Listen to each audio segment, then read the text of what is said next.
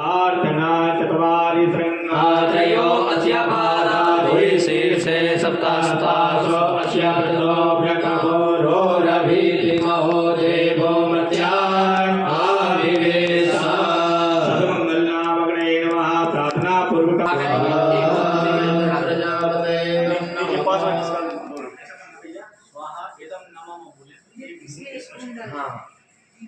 ओम प्रजापते स्वाहा।